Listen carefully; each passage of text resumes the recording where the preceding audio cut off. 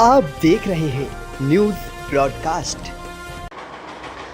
नमस्कार, स्वागत है आप सभी का न्यूज़ ब्रॉडकास्ट में। मैं पुष्पा चौधरी। तो रुक करते हैं अब तक की ताज़ा खबरों की ओर।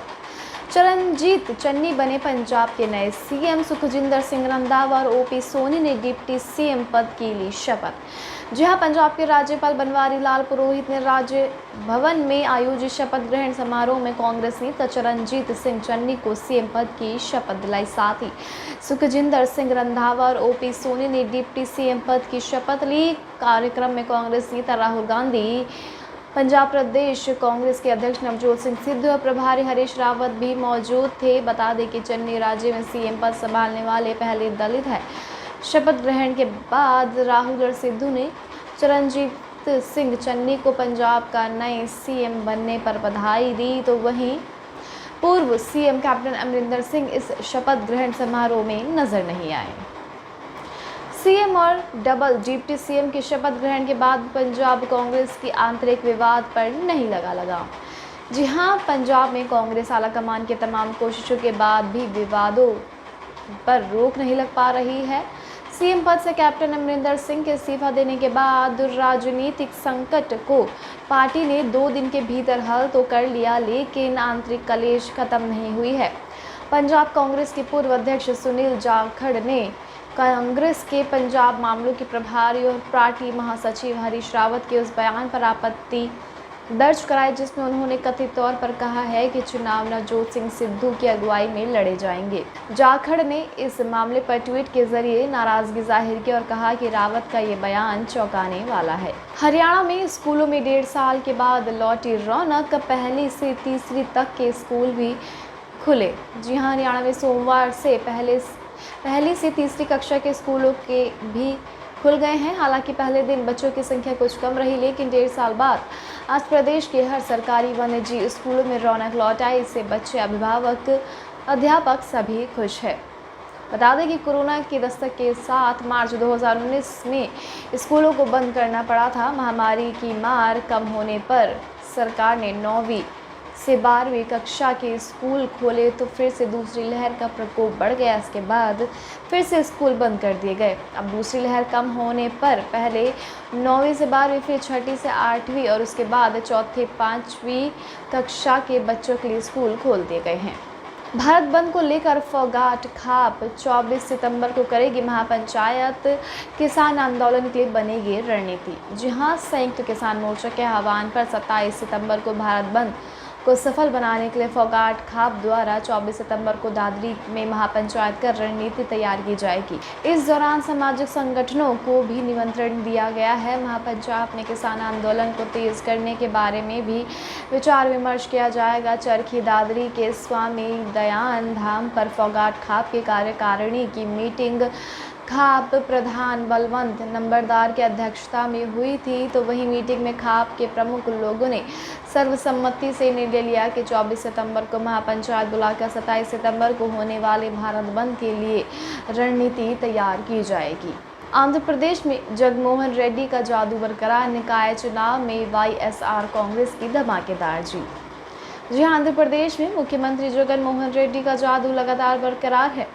उनकी पार्टी वाईएसआर कांग्रेस ने स्थानीय निकाय चुनाव में धमाकेदार जीत दर्ज की है। बता दें कि 515 जिला परिषद प्रादेशिक निर्वाचन क्षेत्र और 7220 मंडल परिषद प्रादेशिक निर्वाचन क्षेत्रों के लिए 8 अप्रैल को चुनाव हुए थे। चुनाव के नतीजे पहले 10 अप्रैल को घोषित होने वाले थे, लेकिन आंध्र प्रदेश हाई कोर्ट ने तेलुगु देशम पार्टी और बीजेपी द्वारा दायर याचिकाओं के आधार पर मतगणना को रोक दिया था। विपक्ष ने आरोप लगाया था कि चुनाव कार्यक्रम की घोषणा की तारीख से आदर्श आचार संहिता नहीं लगाया गया था। असुद्दीन ओवैसी को जेल प्रशासन ने नहीं दी इजाजत। साबरमती जेल में बंद अतीक अहमद से मिलने पर अड़े थे AIMIM चीफ। जी हां, ऑल इंडिया मजलिस इत्तेहादुल मुस्लिमीन के प्रमुख असुद्दीन ओवैसी आज अपने 1 दिवसीय गुजरात दौरे पर है, लेकिन इस बीच उन्हें कड़ा झटका उस समय लगा जब साबरमती जेल प्रशासन ने उन्हें पूर्व बाहुबली सांसद अतीक अहमद से मिलने की अनुमति देने से इनकार कर दिया। इस मामले पर प्रशासन ने कहा कि अतीक अहमद सिर्फ परिवार के सदस्यों या फिर अपने आधिकारिक वकील से मुलाकात कर सकता है। ऐसे में जेल प्रोटोकॉल के अनुसार ओवैसी कि अतीक अहमद से मुलाकात संभव नहीं है। फेसबुक इंडिया ने पूर्व आईएएस राजीव अग्रवाल को नियुक्त किया। पब्लिक पॉलिसी का प्रमुख अंकित दास की जगह संभालेंगे बागडोर। जी हां, फेसबुक इंडिया ने पूर्व आईएएस अधिकारी और उबर के पूर्व कार्यकारी राजीव अग्रवाल को अपना सार्वजनिक नीति निदेशक नियुक्त किया है। वह पद पर अंकित दास की जगह लेंगे, जिन्होंने एक विवाद में फंसने के बाद पिछले साल अक्टूबर में पद छोड़ दिया था।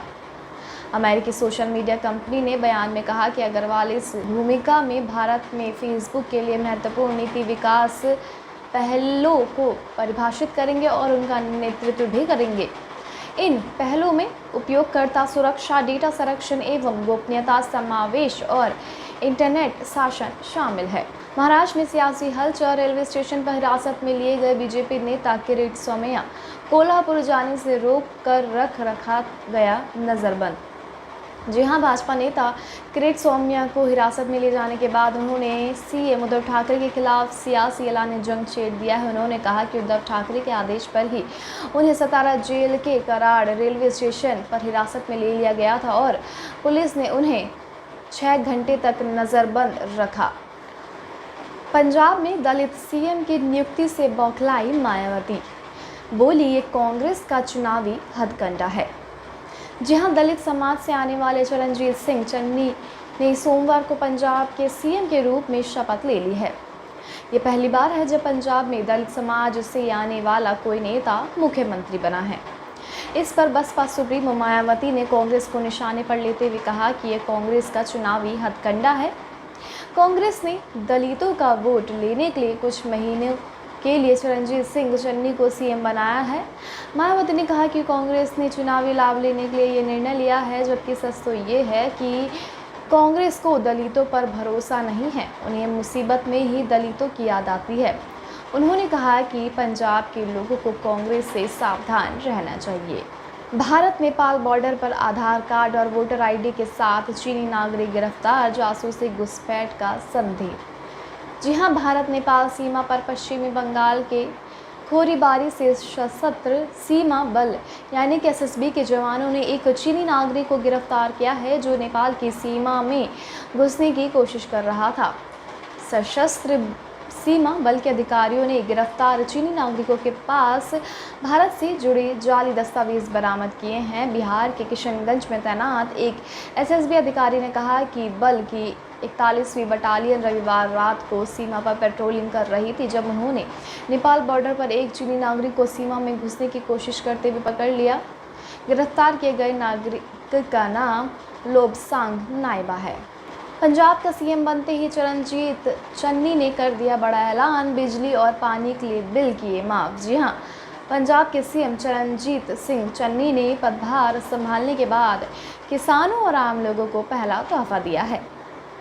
अपनी पहली प्रेस वार्ता में चन्नी ने कहा कि हम किसानों के लिए पानी और बिजली के बिल माफ़ करेंगे।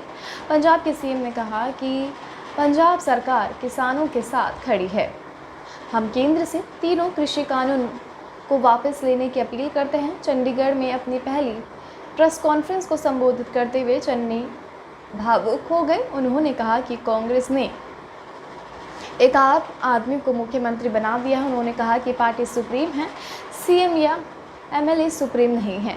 उन्होंने कहा कि कांग्रेस की विचारधारा चलेगी जो सबको साथ लेकर चलेगा। उन्होंने कहा कि जातीय संप्रदाय के नाम पर कोई तोड़ नहीं सकता है। साथ ही कर्मचारी हमारी ज़िंदगी है और सभी के हर मसले का हल होगा। बॉम्बे हाई कोर्ट में तरुण तेजपाल केस पर 27 अक्टूबर को डिजिटल माध्यम से होगी सुनवाई, गोवा सरकार ने की है अपील।